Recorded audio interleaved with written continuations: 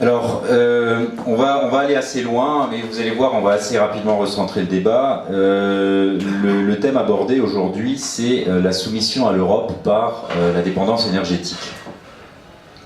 Alors, l'écologie, on va parler d'écologie, on va parler de sous également, d'économie. L'écologie, c'est un sujet qui est très vaste et qui peut difficilement être abordé dans sa globalité lors d'une présentation d'une heure qu'on va faire ici. Les sujets abordés sont essentiellement autour du business qui se développe autour de cette idée à la fois des énergies et de l'écologie, puisque tout ça est intimement lié, et vous l'avez compris, les hommes qui nous dirigent aujourd'hui ne sont pas des philanthropes. Alors on va commencer par ouvrir le débat, on va parler d'écologie politique, et comme tout sujet de politique, l'écologie politique se débat. Et surtout, il n'y a pas de vérité en écologie. Et également, l'état actuel de nos connaissances est relativement limité sur le fonctionnement de notre planète. Et on a encore beaucoup de nos connaissances qui sont aujourd'hui dépassées par nos croyances. Alors je vais faire un petit saut en arrière. Bon, l'image est volontairement provocatrice, hein, donc on compare un nucléaire très vert à du charbon très, très dégueulasse. Hein. Alors on va faire un petit bond en arrière, au début du siècle, avec un sujet, vous allez me dire, ça a à peu près rien à voir, mais vous allez voir, il y a un lien assez évident par la suite. À l'époque, si vous voulez, un certain nombre de chercheurs, de géologues, avaient défini que les continents étaient reliés entre eux par des ponts continentaux qui permettaient aux différentes espèces de se déplacer entre les continents africains, Amérique, Asie et Europe. En 1912, une personne qui s'appelle Alfred Wegener a remis complètement en cause cette théorie en introduisant la théorie de la tectonique des plaques. Donc la tectonique des plaques, c'est le mouvement de l'écorce terrestre qui se déplace comme sur un tapis roulant avec des zones de subduction et puis des zones où ces continents émergent. À l'époque, on l'avait traité de fou, on trouvait sa théorie complètement ubuesque, et il a fallu un certain nombre d'années pour prouver sa théorie, puisque en fin de compte, il avait raison, on a dû attendre 1962 pour qu'on puisse débuter les recherches océanographiques, et s'apercevoir également que dans ces océans, on trouvait des dorsales qui étaient le siège, en fin de compte, de l'émergence de ces continents. Les connaissances donc du fonctionnement de notre planète sont très récentes et très limitées, comme le montre cet exemple, et au début du siècle, on avait des croyances très spécifiques sur la façon dont fonctionnait notre monde, et c'est encore toujours le cas. Malgré aujourd'hui la puissance des ordinateurs que nous avons, nous sommes parfaitement incapables de définir le temps qu'il va faire dans une semaine, dans un mois, dans un an, a fortiori dans 100 ans.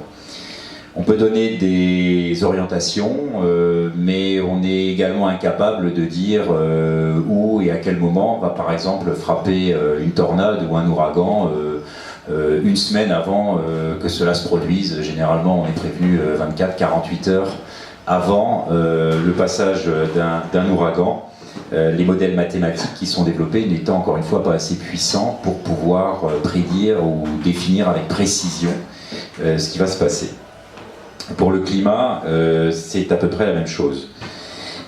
Et en fin de compte, ce qu'il faut bien comprendre, c'est qu'à ce stade-là, à l'heure actuelle, il n'y a pas de vérité et toutes les théories sont à peu près envisageables. Alors, on ne va pas aller forcément dans la théorie du complot, mais le problème un petit peu, c'est que aujourd'hui, c'est le nombre qui fait la règle, et la pensée unique nous enferme dans ce qu'on appelle un aveuglement collectif. Nos chercheurs cherchent tous dans la même direction.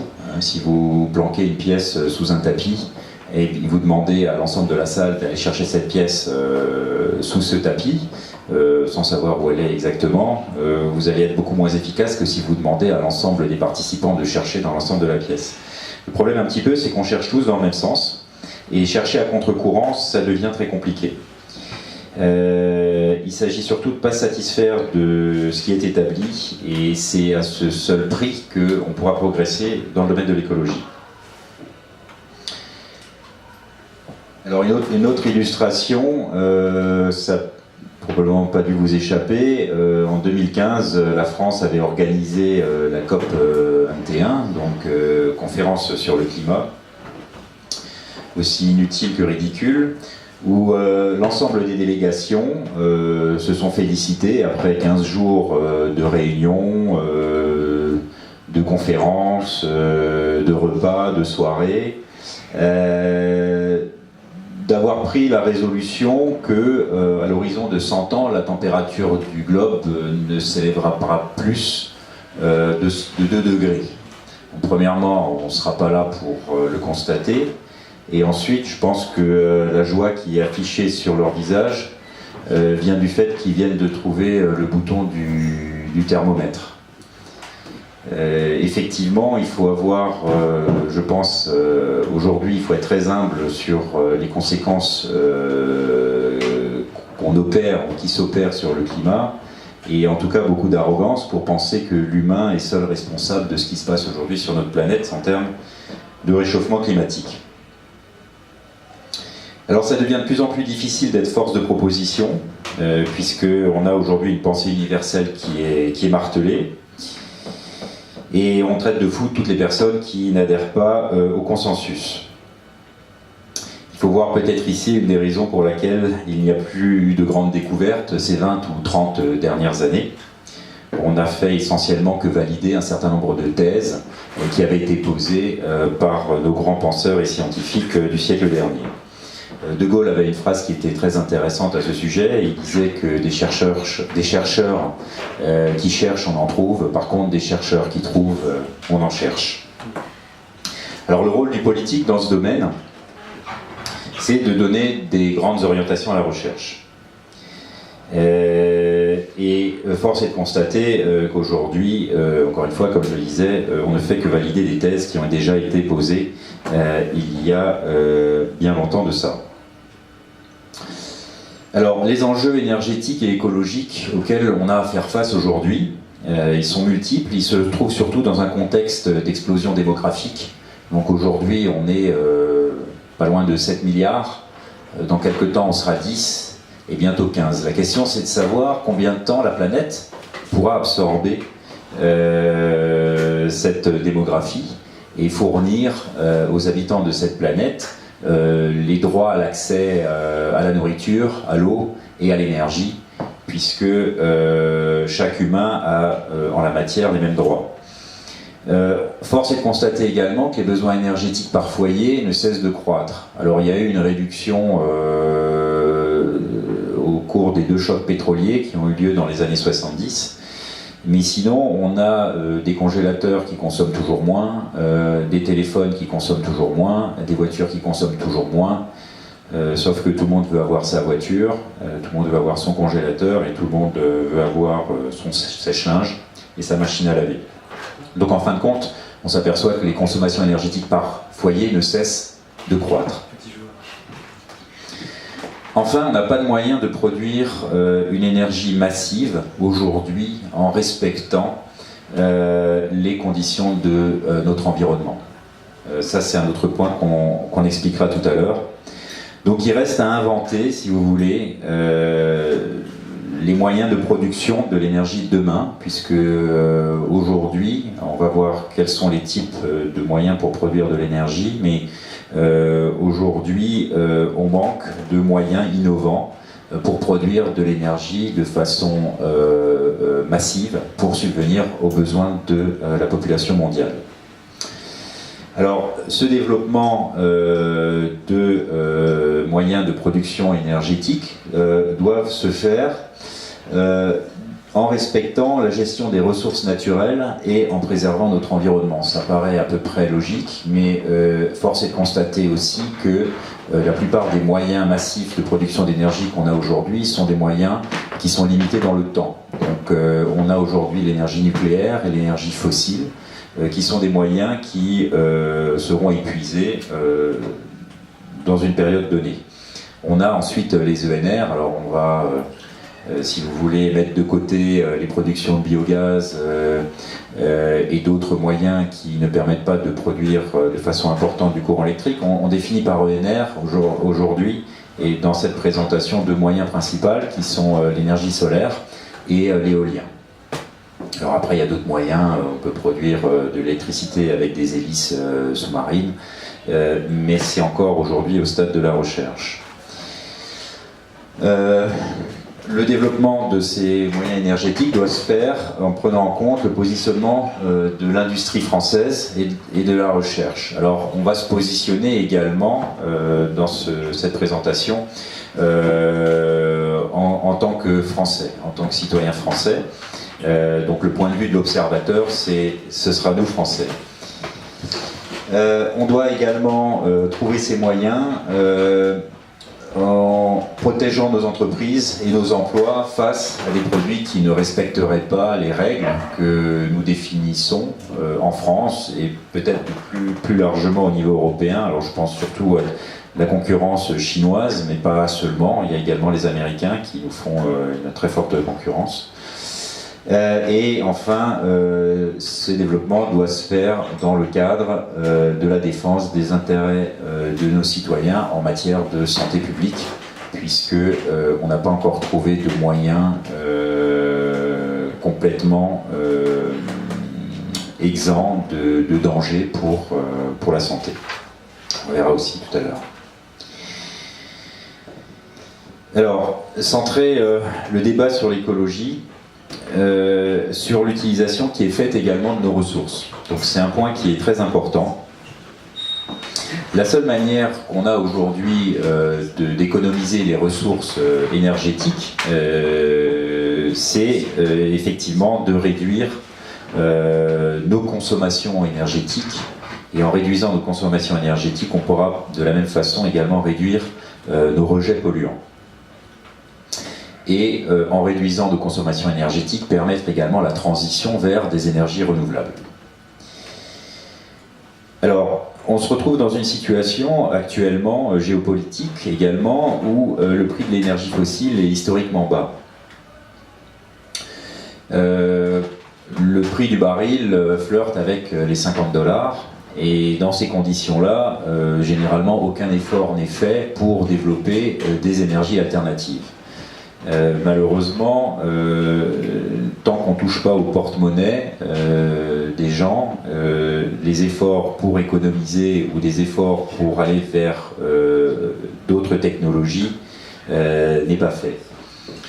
Les seuls moments où il y a vraiment eu une impulsion, encore une fois, c'était en France au moment des deux chocs pétroliers, où on a décidé de choisir la voie du nucléaire. Mais ce choix a été fait pour pallier effectivement à une facture pétrolière qui devenait problématique pour notre industrie. Un autre aspect également des énergies qui sont très basses, donc c'est ce que j'expliquais tout à l'heure, c'est qu'on a tendance à gaspiller nos ressources qui sont malheureusement épuisables. Et enfin, on se retrouve avec une autre problématique qui est l'utilisation massive du charbon, qu'on avait à un moment défini comme la source d'énergie des pays pauvres, l'Inde et la Chine en particulier, qu'on ne pouvait pas empêcher de réaliser leur développement économique, mais force est de constater aujourd'hui que le charbon est aujourd'hui également utilisé par les pays industriels les plus riches de la planète, et en l'occurrence l'Allemagne, mais on reviendra là-dessus tout à l'heure. Réduire nos consommations, la seule manière pour réduire nos consommations, encore une fois, c'est d'augmenter les prix. Alors, on fait actuellement exactement l'inverse. Le prix du baril est à 50 $. Ce prix est maintenu artificiellement bas par les États-Unis qui ont décidé de commencer à exploiter leur gaz de schiste. Et en faisant baisser les cours mondiaux, on se retrouve avec une déstabilisation complète de la zone du Golfe, puisque aujourd'hui, le seul pétrole qui peut être exploité, c'est celui qui jaillit tout seul du sol. Les Saoudiens avaient l'habitude d'acheter leur paix sociale à coût de pétrodollars, et malheureusement, à 50 $ le baril, on ne paye plus que les coûts d'exploitation et de raffinage. Et l'idée derrière de l'ancien gouvernement Obama, c'est effectivement de renverser ces équilibres géopolitiques et géostratégiques dans les zones du Golfe. Alors, pour ceux qui ont déjà peut-être survolé en avion l'Afghanistan, on se rend compte qu'effectivement c'est un désert de cailloux où il y a très peu de ressources. Par contre, l'Afghanistan a une position stratégique vis-à-vis du passage des oléoducs pour le transport du pétrole. Depuis les années 70, avec la révolution islamique en Iran, les relations entre les États-Unis et l'Iran ont été stoppées, et le passage de ces oléoducs ne pouvait se faire que par l'Afghanistan. Avec la volonté du gouvernement Obama d'assouplir l'embargo vis-à-vis de l'Iran et de retrouver un partenaire économique, avec l'idée derrière de faire passer ces oléoducs, l'Arabie Saoudite devient un allié relativement encombrant. Donc, fort à parier que la réduction artificielle du prix du baril à 50 $ soit liée effectivement à ces changements d'alliance. Alors les choses risquent de changer un petit peu maintenant, puisque Trump en a décidé autrement.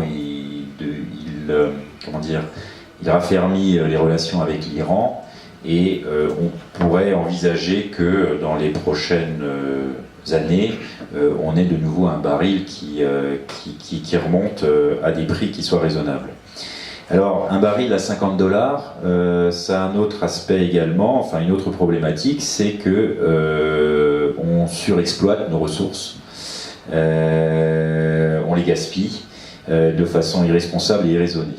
Encore une fois, ces ressources sont limitées, et on estime qu'on a déjà atteint le pic, si vous voulez, de production maximum. Alors on retrouve tous les jours de nouveaux gisements, mais pour exploiter un pétrole en mer, sur de l'offshore, avec des forages deepwater, il faut qu'on ait un baril qui soit aux alentours de 70 à 80 $. On a des ressources très importantes également au Canada, dans les schistes bitumineux, mais c'est pareil, en dessous de 70 € le baril, on ne peut pas exploiter ces ressources-là.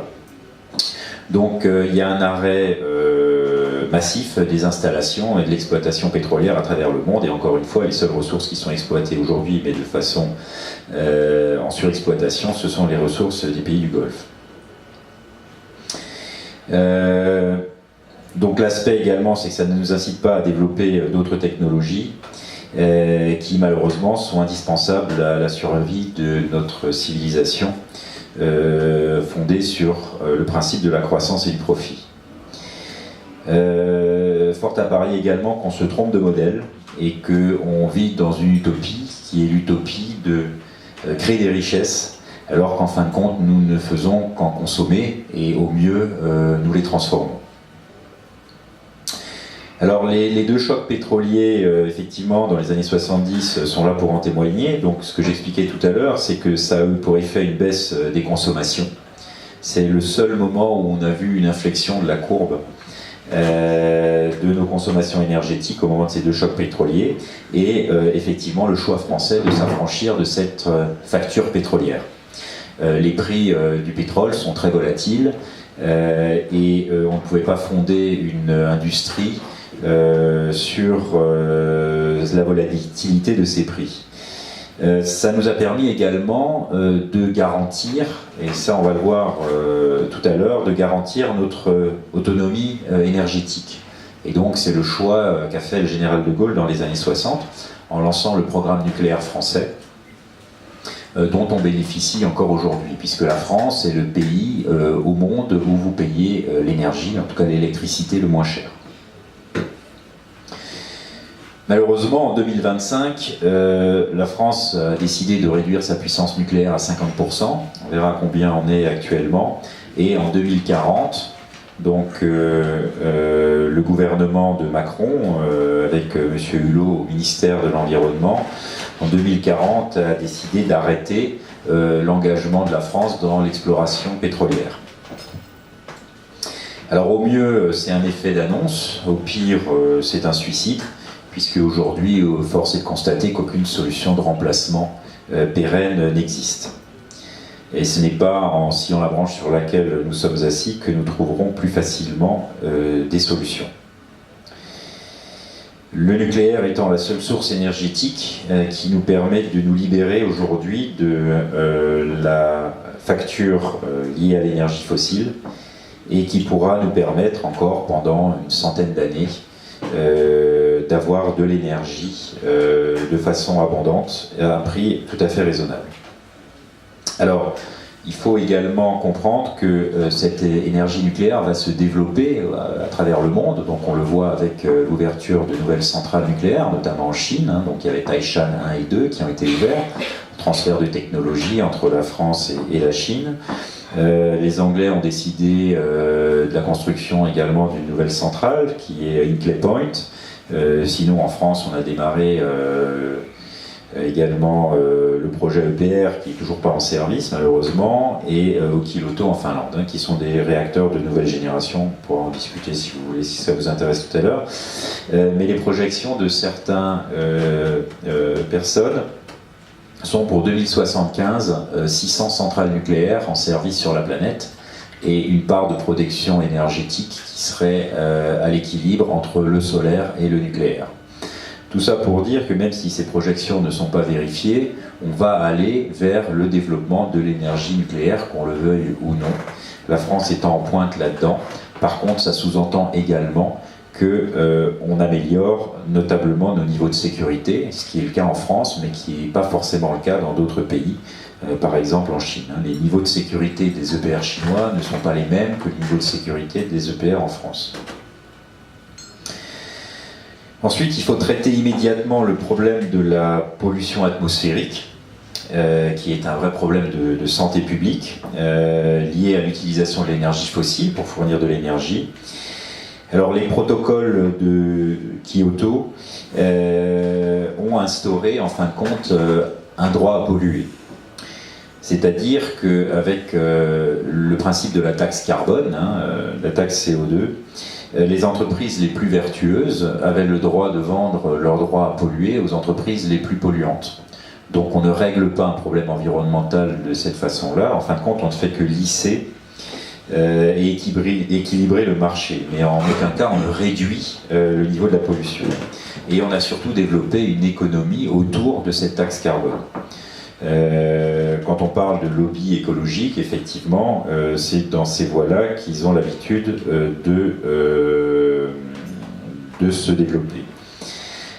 Et surtout, on s'est mis à stigmatiser le CO2, qui est le seul gaz de combustion qui n'est ni toxique ni polluant. Donc c'est assez hallucinant. Il y a d'autres gaz de combustion ou d'autres produits de combustion qui sont fortement polluants, fortement toxiques. Donc on a les NOx, on a les dioxydes de soufre et on a également les particules fines parmi les produits de combustion les plus polluants. Mais le CO2, lui, est un gaz absolument inoffensif. Alors, il peut être responsable effectivement du réchauffement climatique. Bon, je vois l'illustration assez sympa. Donc effectivement, on peut vivre avec les genoux dans l'eau. Par contre, c'est beaucoup plus dur de vivre aujourd'hui en respirant un air qui est chargé de particules fines. Ces particules fines qui sont responsables, on le verra aussi autour de chiffres tout à l'heure, d'un nombre important de morts prématurées, maladies respiratoires et cancers principalement. Donc le CO2 est un gaz, effectivement, qui est ni toxique ni polluant. On pourra en discuter tout à l'heure si ça vous intéresse également. Et quand on parle de gaz à effet de serre, il faut savoir aussi que le principal gaz à effet de serre est la molécule d'eau, H2O. Donc H2O sous forme de gaz ou de vapeur sèche. C'est-à-dire que l'eau, le gaz H2O, lorsqu'il se condense et qu'il forme des nuages, il a tendance à permettre le refroidissement de la planète, puisqu'il empêche les rayons solaires de pénétrer notre atmosphère. Par contre, quand il est sous la forme de gaz ou de vapeur sèche, il a exactement le même effet que le CO2, c'est-à-dire qu'il empêche le rayonnement et la chaleur de quitter notre planète. Donc il représente aujourd'hui près de 60%, voire suivant les estimations, plus de 60% des gaz à effet de serre. Le CO2 et le CH4, alors le CH4 c'est le méthane qu'on trouve en grande quantité de façon naturelle, représente moins de 25% des gaz à effet de serre. Et dans ces 25% de CO2, qui est un gaz à effet de serre, on ne le nie pas, il y a une partie qui est d'origine naturelle et une proportion qui est d'origine humaine. On estime cette proportion d'origine humaine entre 7 et 10%. Ce pourcentage de CO2 qui est émis par l'humain est principalement émis par notre industrie et nos centrales thermiques. On ne considère pas dans le CO2 d'origine humaine celui que nous produisons à chaque instant lorsque nous respirons. Et donc on comprend bien que 7 milliards de personnes qui respirent, ça peut produire une certaine quantité de CO2, mais qui est toujours considéré comme un CO2 d'origine naturelle. Alors ce sont essentiellement effectivement les industries polluantes, type industrie thermique, centrales thermiques qui utilisent le charbon, le pétrole et le gaz pour fournir de l'énergie, qui sont responsables de ces émissions de gaz à effet de serre.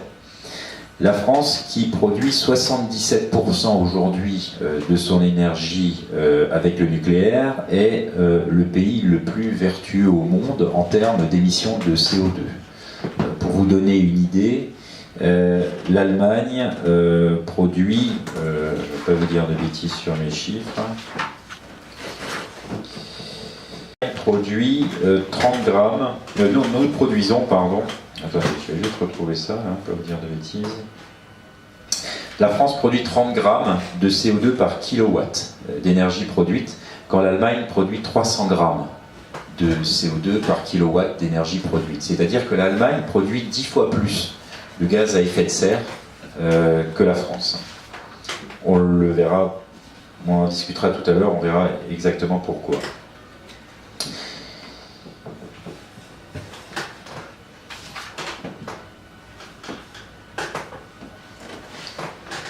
Alors, les automobilistes en France, bien entendu, en utilisant leur voiture, rejettent également du CO2 dans l'atmosphère, mais ce sont des quantités qui sont infimes et qui sont une goutte d'eau dans l'océan, en tout cas, qui ne participent en rien au réchauffement climatique. On peut d'ailleurs se poser la question si l'homme est réellement et dans quelle mesure responsable du réchauffement climatique. Une chose est certaine, c'est que nous accélérons ce réchauffement, mais nous n'en sommes pas responsables. Si vous retournez un petit peu en arrière, aux alentours de l'an 1000, il y avait des températures planétaires qui avaient été observées, on le voit quand on va faire des forages sur les calottes glaciaires, qui étaient supérieures aux températures qui sont enregistrées aujourd'hui. Et à l'époque de Louis XIV, ou un peu avant la Révolution française, on a vécu un mini-ère glaciaire où les températures étaient très basses, et nos ancêtres auraient bien été contents des températures clémentes que nous avons aujourd'hui. Il faut comprendre que le climat est un équilibre instable, c'est-à-dire que ça passe systématiquement par des pics en hausse et des températures plus basses. Cet équilibre instable fait que notre planète se réchauffe ou se refroidit, et nous sommes incontestablement aujourd'hui dans une phase de réchauffement de notre planète. Et probablement que le CO2 supplémentaire que nous émettons aura la tendance de faire accélérer le réchauffement climatique, mais pas de le produire. Et on peut envisager qu'au lieu de réchauffer la planète en 200 ans pour arriver à un pic maximum, avant une phase de refroidissement, eh bien, ce pic puisse être atteint en une cinquantaine d'années. Alors, peut-on raisonnablement ouvrir ce débat? C'est vrai que c'est un petit peu difficile aujourd'hui, face à des croyances populaires qui sont profondément acceptées, des systèmes de bonus-malus qui sont systématiquement calculés sur les émissions de CO2, et qui ne prend surtout pas en compte la réalité écologique et les réels problèmes de santé publique. Comme par exemple les particules fines, comme je l'expliquais tout à l'heure, qui sont beaucoup plus dangereuses pour l'environnement et la santé. J'ai une photo un petit peu choc. Alors, on va faire un petit tour autour de la production énergétique, qui est le choix d'un certain nombre de nos partenaires européens, basé sur l'utilisation du charbon. Alors il faut comprendre qu'un pays, pour subvenir aux besoins de sa population, doit avoir une production d'électricité base. Cette production d'électricité base est une production d'électricité qui doit être pérenne et qui doit pouvoir opérer 24 heures sur 24, 7 jours sur 7. Le choix de la France a été d'utiliser le nucléaire pour faire cette production base. Le choix de l'Allemagne et d'autres pays européens, notamment des pays de l'Est, a été d'utiliser le charbon et les énergies fossiles. On ne peut pas s'affranchir aujourd'hui pour subvenir aux besoins de la population de cette production base, et ce qu'on appelle les ENR, c'est-à-dire des énergies renouvelables, ont une production alternative. Bien entendu, le solaire fonctionne quand il fait jour, qu'il y a du soleil, et l'éolien quand il y a du vent. Or, nos besoins énergétiques aujourd'hui sont durant toute la journée, toute la nuit et toute l'année, et nous ne pouvons malheureusement aujourd'hui pas stocker l'énergie que nous produisons. L'énergie doit être à ce jour directement utilisée, l'énergie électrique en tout cas qui est produite par les ENR, c'est-à-dire l'éolien et le solaire. Je ne sais pas si ça vous a échappé, mais cet été, la Californie a produit plus d'énergie solaire que ce que peut consommer la population. C'est-à-dire qu'une grosse partie de cette énergie a été simplement jetée. Avec un problème qui est l'usure ou la durée de vie des panneaux solaires. On pourra en parler également si ça vous intéresse, mais le panneau solaire n'est pas exempt de pollution, c'est-à-dire que les cellules de ces panneaux qui sont faites en silicium sont dopées ensuite avec des métaux lourds, et une fois que le panneau a fini sa vie, ça devient un déchet ultime, avec lequel on a énormément de problèmes pour le stockage, l'enfouissement ou le traitement. Alors la production d'énergie à partir du charbon crée un problème important qui est la pollution aux particules fines. Alors, en France, le quart nord-est est particulièrement touché par ces pollutions aux particules fines, dès lors que les vents dominants viennent du nord ou du nord-est. En mars 2014 et en mars 2015, on a eu un certain nombre de pics de pollution qui ont eu pour effet de provoquer circulation alternée dans certaines grandes métropoles, des restrictions de circulation et un certain nombre d'autres actions en vue de réduire les quantités des polluants. Toutefois, il y avait une étude qui avait été faite en septembre 2011, c'est-à-dire quelques années avant, par Airparif, dans la métropole parisienne, qui a analysé cette pollution aux particules fines, et qui s'est rendu compte que 68% des pollutions en particules fines de l'agglomération parisienne provenaient d'autres régions, voire d'autres pays, sans forcément préciser lesquels. En tout cas, on peut affirmer avec certitude qu'ils provenaient de centrales au charbon. Alors, ce qu'il faut savoir, c'est qu'en Europe, il y a aujourd'hui 280 centrales au charbon qui sont actives. L'Allemagne produit 45%, donc près de 50% de sa production d'énergie base avec le charbon, et est en tête des pays européens par rapport à l'exploitation de ces centrales. Ils ont aujourd'hui 72 centrales au charbon en activité. La Pologne en a 47, la République tchèque 45, le Royaume-Uni 11, dont 6 des plus polluantes au monde, et la France n'a que 3 centrales au charbon aujourd'hui qui fonctionnent, dont 2 qui fermeront d'ici à 2023. Alors il faut comprendre qu'aujourd'hui, ce modèle de transition énergétique que nous ont vanté le gouvernement de Hollande et son épouse à l'époque au ministère de l'Environnement est en train de s'effondrer. Les Allemands ont décidé de sortir du nucléaire, ils ont fermé un certain nombre de centrales, mais ils ont encore 7 centrales qui sont actives et qui sont nécessaires pour produire la production base qui doit avoisiner à peu près les 50% pour être viable. Ces 7 centrales seront fermées dans quelques années, mais en attendant, elles ne bénéficient d'aucun programme de contrôle ou de maintien en sécurité opérationnelle. En tout cas, on se rend compte que ce modèle de transition énergétique, avec l'utilisation du charbon, ne suffit pas à produire une énergie verte et durable. Alors on a encore quelques autres photos assez éloquentes sur l'exploitation qui est faite du charbon en Allemagne. Alors je souhaitais vous lire un petit passage d'un reportage qui avait été fait sur France 3 sur l'exploitation qui est faite du charbon en Allemagne. C'est un paysage d'un autre temps. À perte de vue, des sols noirs éventrés par des colosses d'acier, des terres sèches où rien ne pousse. À 200 km de Berlin, les mines de lignite à ciel ouvert s'activent 24 heures sur 24 pour alimenter en charbon les centrales électriques. Depuis que l'Allemagne a décidé de renoncer à produire de l'énergie nucléaire, les mines de lignite s'étendent à perte de vue.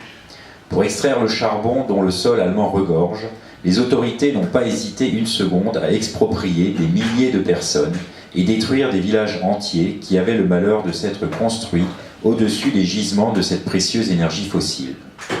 Heidemühl, village de 2000 habitants près de Dresde, a été évacué en 2006. Il sera bientôt détruit. Vouée à la destruction aussi, la ville de Prochim refuse de voir son histoire être dissoute au profit du charbon. L'utilisation de cette énergie sale perdure par ailleurs en Allemagne grâce à des subventions de près de 4 milliards d'euros par an. Donc il faut comprendre que l'Allemagne subventionne aussi, alors pas directement le charbon, mais ses ENR, on le verra tout à l'heure, par rapport à leur politique de transition énergétique. Alors la France interdit l'exploitation du gaz de schiste, pendant que nos partenaires européens, soi-disant si vertueux, exhument au grand jour les cadavres des fosses communes et nauséabondes du Crétacé, puisque c'est effectivement de ça dont il s'agit. Mais le scandale va au-delà de ça, c'est-à-dire qu'aujourd'hui, avec un baril à 50 $, le charbon ne vaut plus rien. On a en France des utilisateurs de ce charbon qui sont les cimentiers. Alors le géant du charbon en Allemagne, il s'appelle Rheinbraun, et il fournit à qui veut bien l'acheter à des prix qui défient toute concurrence son charbon. Ce qu'il faut savoir, c'est que les cimentiers français avaient l'habitude, il y a quelques années, de brûler nos déchets. Alors ça avait commencé par les farines animales, les vieux pneus ou les sciures imprégnées. Ces combustibles leur été fournis gratuitement, puisqu'ils participaient à l'effort collectif de destruction de déchets dont on savait que faire. Et puis le gouvernement français a décidé de leur faire payer ces ressources également. Par contre, ils sont aperçus que, très rapidement, que ces farines animales, ces pneus et ces sciures imprégnées avaient un bilan thermique qui n'était pas terrible. Alors que la lignite, qu'ils avaient l'habitude d'utiliser à l'époque, avait un bilan thermique qui était très stable et permettait de produire des ciments de très haute qualité. Du coup, aujourd'hui, les cimentiers ne brûlent plus nos déchets, mais achètent du charbon et de la lignite, en particulier à Rheinbraun, pour produire leur ciment. Donc c'est un autre effet pervers, si vous voulez, du prix très bas aujourd'hui des énergies fossiles. Alors ensuite, c'est des propos qui... on va encore parler de chiffres, mais ensuite c'est des choses qui n'engagent à peu près que moi. Mais j'estime que nous sommes aujourd'hui attaqués par nos partenaires européens.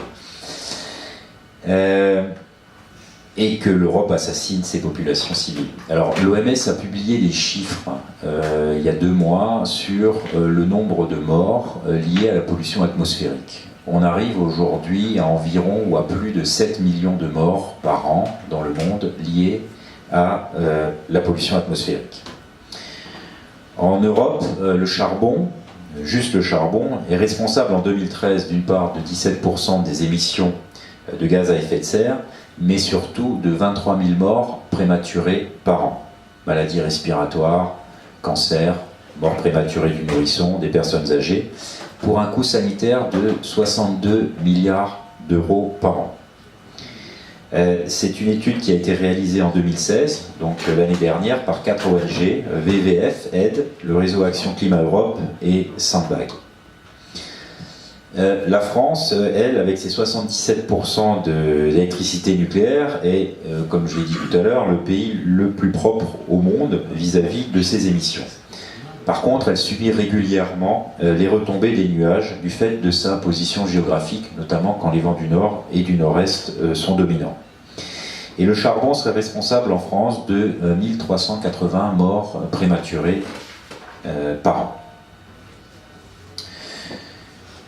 Alors j'estime pour ma part que lorsque on a 1380 morts prématurés en France par an liés à l'utilisation du charbon et au choix de transition énergétique de nos voisins européens, la France a une responsabilité là-dedans lorsqu'elle ne fait rien. On a l'habitude de dire que la liberté des uns commence là où se termine celle des autres, et le rôle d'un président de la République, c'est de défendre ses citoyens. Donc, on est en droit de se poser la question de savoir ce qu'attend la France pour réclamer l'arrêt d'exploitation des centrales au charbon en Europe. Ou allons-nous continuer à laisser mourir nos populations les plus vulnérables?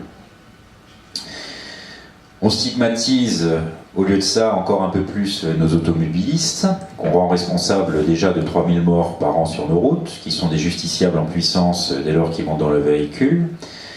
On réduit la vitesse en cas de pollution, on propose la circulation, on impose la circulation alternée, on met des taxes carbone qui sont très élevées, et on veut même mettre en place, en région parisienne, on a mis en place une vignette. Tout ça pour permettre à nos voisins européens de continuer à utiliser leur charbon en toute quiétude. Le problème est tellement préoccupant que le 23 novembre dernier, le 23 novembre 2016, le Parlement européen, prenant prétexte du fait qu'un demi-million de personnes mourraient chaque année en Europe, de maladies liées à la pollution en général, a décidé de voter des plafonds nationaux pour les différents pays, beaucoup plus draconiens pour 5 polluants atmosphériques, dont les NOx, les dioxydes de soufre et les particules fines, mais d'ici à 2030. Alors faut-il attendre encore 13 ans et 20 000 morts français supplémentaires? De toute manière, à ce moment-là, on aura réduit notre part de nucléaire à 50%. Alors, je vais aborder une autre partie de cette présentation. Donc on a brossé un petit peu effectivement la situation européenne, la situation mondiale sur l'utilisation des différentes sources d'énergie disponibles, le charbon, le pétrole, le gaz et le nucléaire, et également les ENR. On va en revenir un petit peu plus en détail. Je voulais vous parler d'un autre aspect dont la partie visible de l'iceberg est le fameux boîtier Linky. Je ne sais pas s'il a déjà été proposé ou installé chez vous.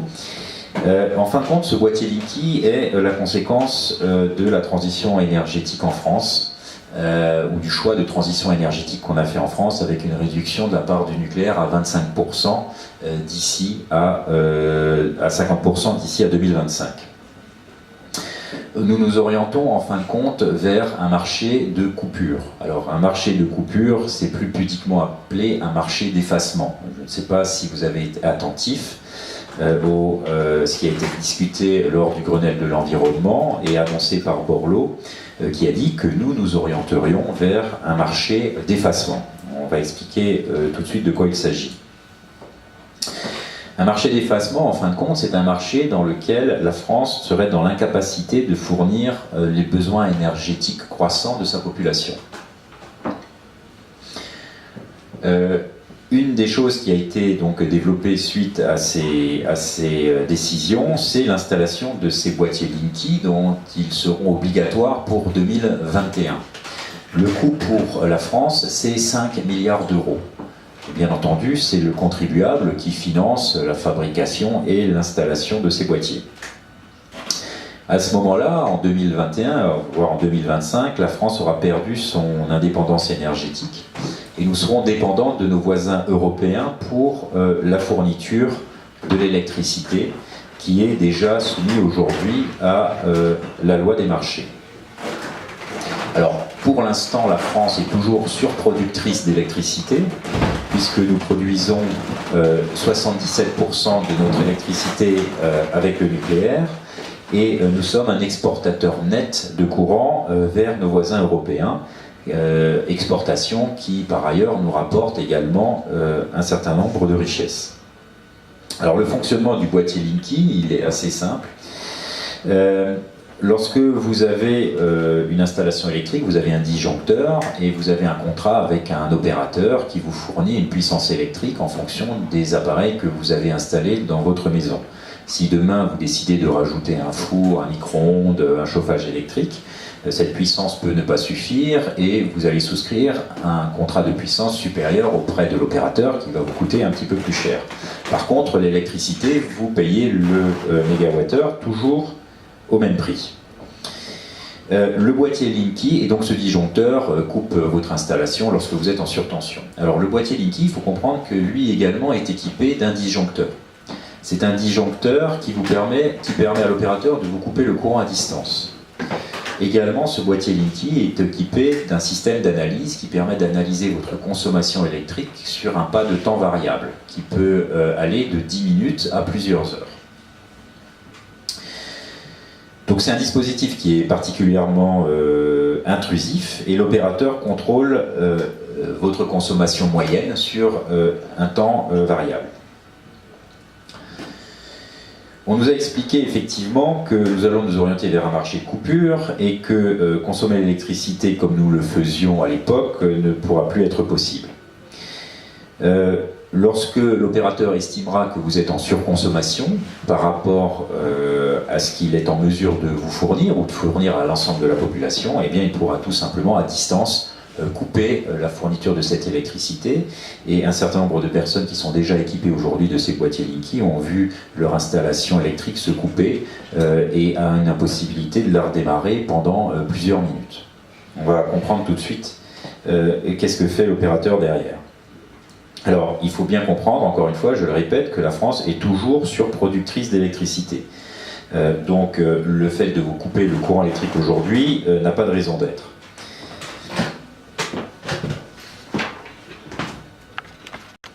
Alors, en fin de compte, ce boîtier Linky a été mis en place donc, en vue de la transition énergétique et d'aller vers ce marché de coupure, mais aujourd'hui, elle permet surtout à des opérateurs de faire plus de profit.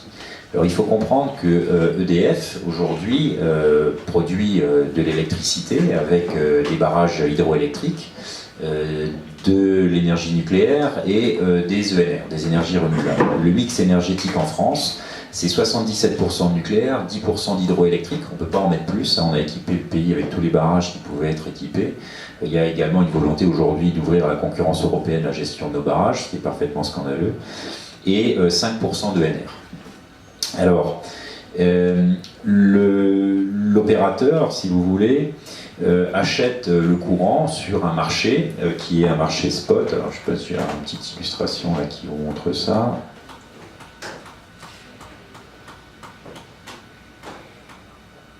Voilà. C'est une carte du marché de l'électricité, du marché spot de l'électricité.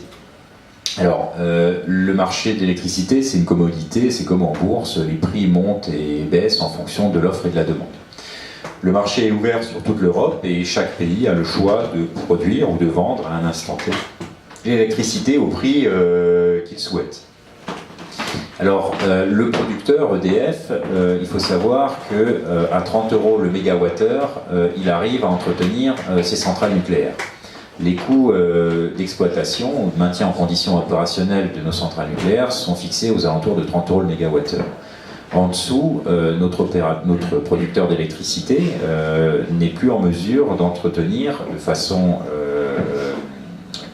satisfaisante ces centrales. Lorsque la demande est en hausse, par exemple en hiver, quand tout le monde a besoin de chauffage, quand il y a des gros pics de froid, le prix de l'électricité peut monter, on l'a vu cet hiver, jusqu'à pas loin de 250 € le mégawattheure. A l'inverse, lorsque les ENR allemandes fonctionnent, le solaire et l'éolien, les prix peuvent chuter très rapidement. On verra aussi tout à l'heure que l'Allemagne pratique le dumping sur le marché de l'électricité. Mais on peut descendre, alors là sur cette carte on est à 27,91 € le mégawattheure en Allemagne, mais certains jours on peut descendre à 12-13 € le mégawattheure.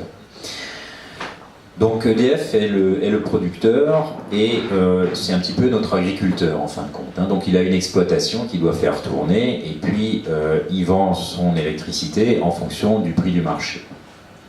L'opérateur qui est l'intermédiaire, qui est un Engie, qui peut être EDF également opérateur, va acheter le courant en grande quantité au prix le plus faible. C'est un petit peu le supermarché. Et il va revendre à prix fixe aux consommateurs ce courant. Donc le but de l'opérateur, en fin de compte, est de faire la plus grosse marge. En tout cas, c'est un intermédiaire d'affaires et il se rétribue uniquement sur la marge financière qu'il pourra faire entre le prix d'achat et le prix de vente. Le fait de couper aujourd'hui des boîtiers Linky alors que nous sommes en surproduction électrique, on le voit sur une autre courbe, hein. On est aujourd'hui exportateur net tous les jours de courant électrique. En fin de compte, lorsque les prix sur le marché montent, l'opérateur analyse les compteurs électriques des personnes qui s'en sont équipées et il peut décider, lorsque la demande est trop forte, de couper plusieurs millions de compteurs au même moment. Les compteurs qui auraient consommé le plus. Ça aura pour effet de faire chuter instantanément la demande et également les prix spot sur le marché de l'électricité. Ce qui fait que l'opérateur peut de nouveau se fournir, pendant 10 minutes vous allez plus pouvoir redémarrer votre installation et l'opérateur va pouvoir de nouveau se fournir à des prix tout à fait raisonnables sur le marché de l'électricité. Donc en fin de compte, ce boîtier aujourd'hui est utilisé pour permettre à un intermédiaire d'affaires dans un marché ouvert sur l'Europe de faire simplement plus de marge au détriment du producteur qui n'arrive plus à entretenir dans des conditions satisfaisantes son outil de production, ses centrales nucléaires par exemple. Et un consommateur qui voit sa facture, en tout cas avec ce boîtier Linky, pas s'améliorer, mais on le verra tout à l'heure, qui aura tendance à monter de façon exponentielle dans les prochaines années.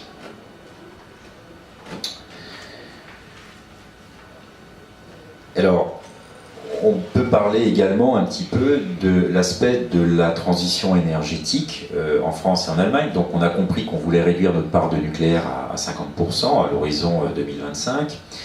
Aujourd'hui, les Allemands ont pratiquement opéré leur transition énergétique. Donc on comprend que leur énergie base leur est toujours indispensable. Donc ils produisent ces 50% d'énergie base avec le charbon.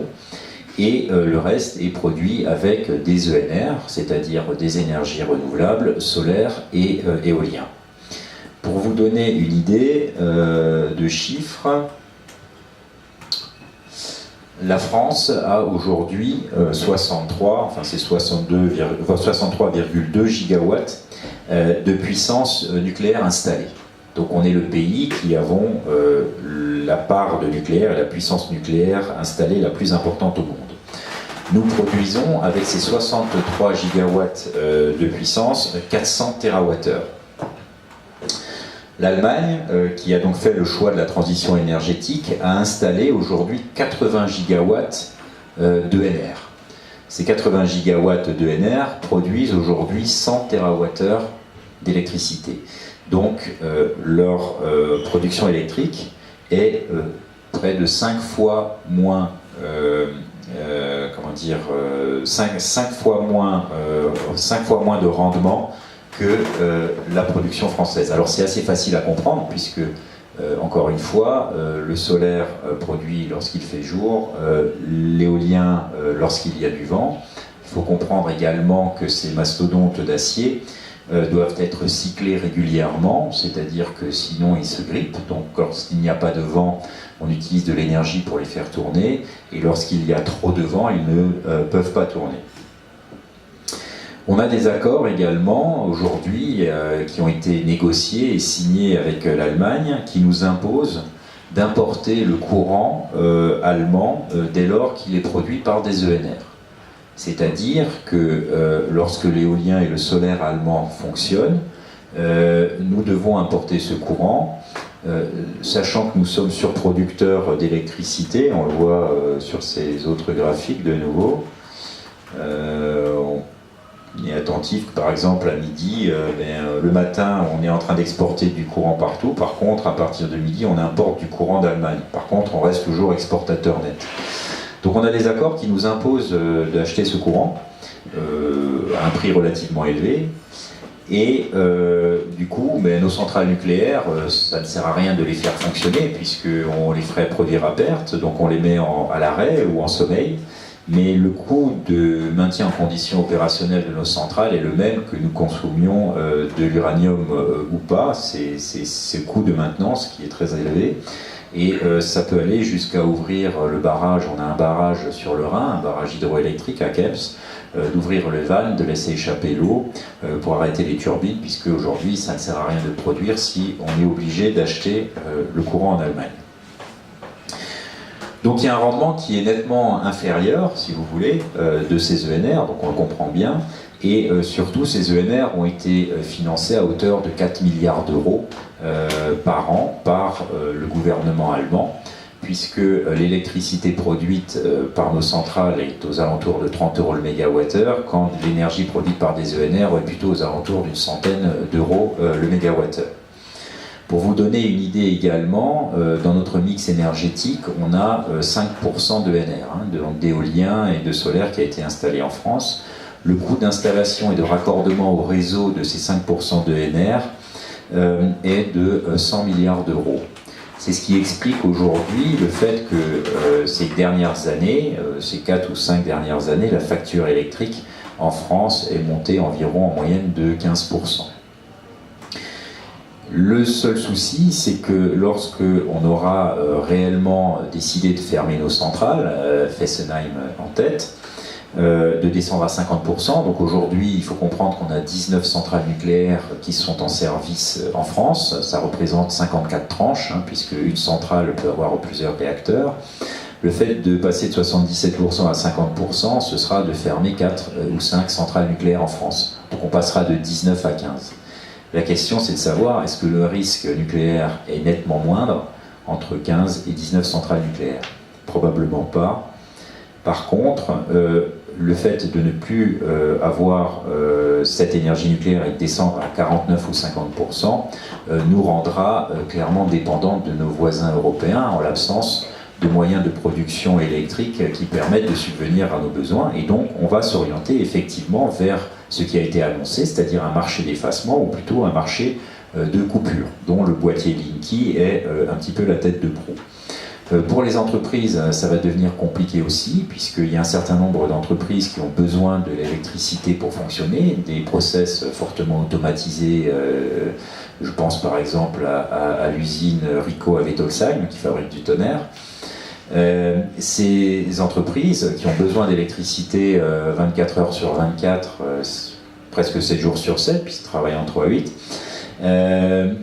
vont se trouver dans la problématique d'un coût élevé de l'énergie électrique, puisque aujourd'hui c'est le pays où on le paye le moins cher, à tel point que le tonnerre par exemple est fabriqué chez nous plutôt qu'en Asie, puisque les Asiatiques sont dépendants de la facture pétrolière, quand nous avons un prix d'énergie électrique qui reste stable. Alors c'est un petit peu moins vrai aujourd'hui, puisque le baril est à 50 $.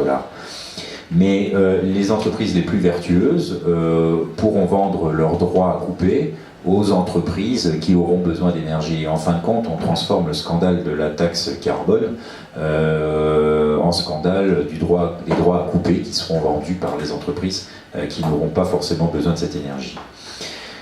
Donc, De ce fait, on se retrouvera également interdépendant de nos voisins européens, c'est-à-dire que notre indépendance et notre autonomie énergétique qui avait été décidée et mise en place par De Gaulle à l'époque est en train de disparaître. Et le maillage européen de la fourniture d'électricité permettra effectivement de se fournir sur un marché ouvert, mais également auprès de n'importe quel pays européen, mais pas forcément au coût qu'on souhaite. Alors on voit par exemple là, sur ces cartes des pays qui ont l'habitude de payer très cher leur électricité. Alors il y a l'Angleterre en tête. Maintenant ils vont construire une centrale nucléaire à Hinkley Point, ça risque peut-être d'inverser un petit peu les choses, mais le Portugal, l'Espagne et l'Angleterre généralement sont des pays qui payent très cher leur électricité parce qu'ils en produisent très peu. Et on peut voir également que l'Allemagne a tendance à faire du dumping sur le prix de l'électricité. Donc on voit qu'elle essaie de s'aligner systématiquement avec les prix de la France. Donc quand la France est à 49,98, ils se mettent à 49,98, c'est des prix qui sont relativement élevés, ça leur permet de vendre leur courant. Par contre, quand on est à 37,53 €, ils sont à 36,13 €. Et quand on est à 28,10 €, ils sont à 27,95 €. Donc il y a une réelle volonté, en fin de compte, quand on regarde, quand on lit cette carte, de l'Allemagne, de mettre à mal notre filière nucléaire. Alors, il faut comprendre également que la transition énergétique, ou le modèle de transition énergétique allemand, tel qu'il avait été décidé, était de développer de façon très importante la production, la fabrication, l'installation et d'acquérir un savoir-faire dans la mise en place des ENR, le solaire, mais principalement l'éolien. Et il voit effectivement le reste des pays européens, et la France notamment, comme des fabuleuses débouchés pour installer leur éolien. Les côtes allemandes étant relativement réduites en surface, nous en France, on a la chance effectivement d'avoir des côtes atlantiques notamment, où on peut facilement mettre en place des fermes éoliennes. À savoir que ces éoliennes sont principalement fabriquées par des industriels allemands, et surtout les contrats de maintenance, qui sont absolument mirifiques, sont également réalisés par des sociétés allemandes. Donc la France n'a à peu près rien à gagner aujourd'hui d'un point de vue industriel, on va dire, sur l'installation et la mise en œuvre de ces éoliennes. L'Allemagne a pendant des années armé, il y a une trentaine d'années, des groupes écologiques pour dénoncer le nucléaire, les dangers du nucléaire et le risque du nucléaire, et aujourd'hui ils attaquent une deuxième phase, qui est une phase beaucoup plus économique, où effectivement on essaie de baisser le prix du courant en dessous des coûts de maintien en conditions opérationnelles de centrales nucléaires, ce qui risque de nous obliger, si les choses continuent comme ça, à devoir fermer de façon forcée un certain nombre de nos tranches. Donc, si on revient un petit peu aux questions politiques et au titre de cette présentation, la soumission à l'Europe par la dépendance énergétique, vous l'avez vu lors de cette campagne présidentielle et législative, que beaucoup de deux types de volontés se sont exprimées, et une de rejoindre l'Europe, l'autre plutôt de s'en séparer. Une chose est certaine, c'est que si aujourd'hui on souhaite soit renégocier les traités européens, soit les dénoncer, soit de façon plus violente faire un Brexit à la française, je ne sais pas comment le prononcer, c'est assez compliqué, eh bien nous sommes en mesure de le faire. C'est-à-dire que nous pouvons pratiquer la politique de la chaise vide et dicter nos conditions à l'Europe. Aujourd'hui, l'Europe sans la France n'est plus l'Europe. Donc il est fort à parier que nos voisins européens soient enclins à accepter un certain nombre de points sur la renégociation, ou sinon dénoncer un certain nombre de traités européens. Par contre, en 2025, quand nous aurons réduit notre part de nucléaire à 50%, eh bien, si nous souhaitons avoir un mot à dire, avoir des remontrances ou des désirata quant à changer la politique européenne ou un certain nombre de règles ou de traités, eh bien, nos voisins européens auront le jeu facile en disant que vous souhaitez quitter l'Europe, vous souhaitez renégocier ces traités, eh bien, nous vous coupons le courant, puisque nous ne serons plus à ce moment-là énergétiquement autonome et indépendant.